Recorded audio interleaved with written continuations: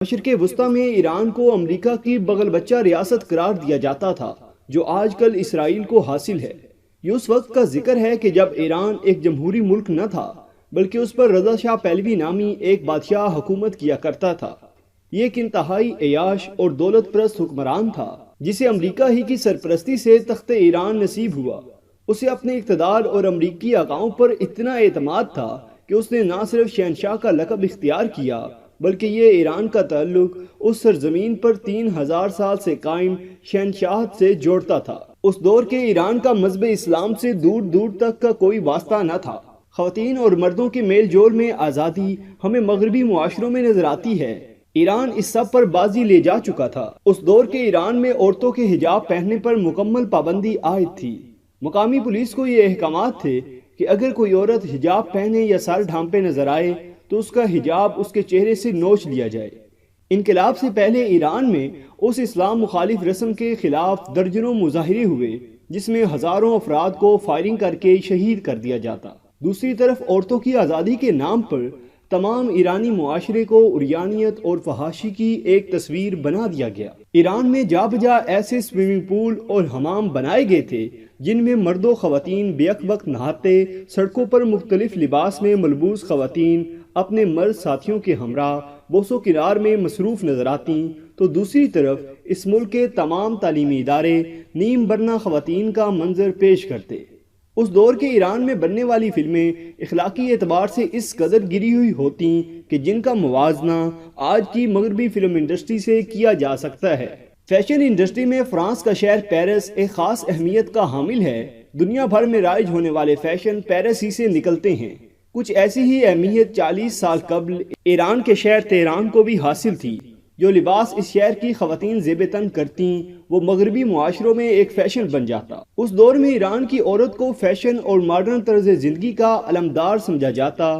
زیر نظر تصویر میں آپ اس دور کے ایران میں رائج عریانیت اور اسلام سے دوری بخوبی دیکھ سکتے ہیں، جبکہ یہ تصویر ایران کی تیسری ملکہ فردابیہ کی ہے۔ یہ تمام گمراہیاں اور اسلام سے دوری ایران اور امریکہ کی قربت کا نتیجہ تھی۔ اس دور میں امریکہ ایران کو اپنے سب سے بڑے دشمن سوویت یونین کے خلاف ایک قریبی اتحادی قرار دیتا، اس کو ہر طرح کی فوجی، سیاسی اور مالی امداد سے نوازتا۔ بدلے میں ایران کے تیل اور اس کی معیشت پر مکمل طور پر امریکہ کا اختیار تھا۔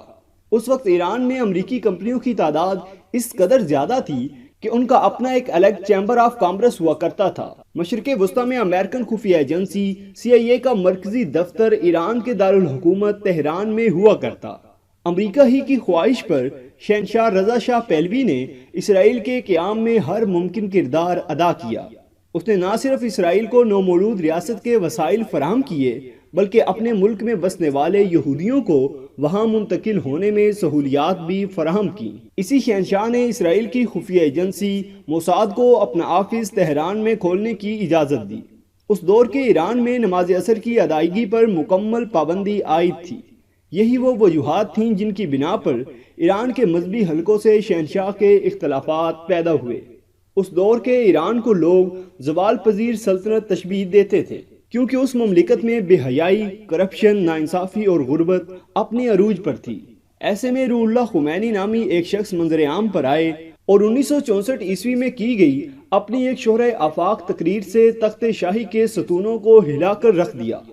شہنشاہ نے انہیں ایک بڑا خطرہ محسوس کرتے ہوئے صرف 7 دن بعد ایران سے جلاوطن کر دیا۔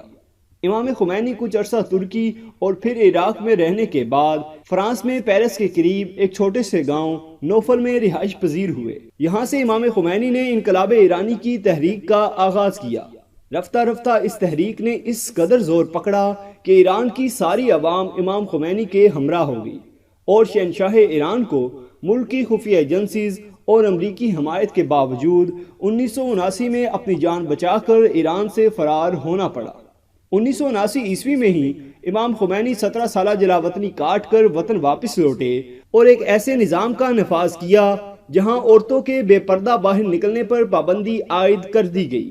ایران سے امریکی اثرات کا مکمل طور پر خاتمہ کر دیا گیا۔ اس کے سفارت خانوں کو آگ لگا دی گئی اور سفارتی عملے کو ملک بدر کر دیا گیا۔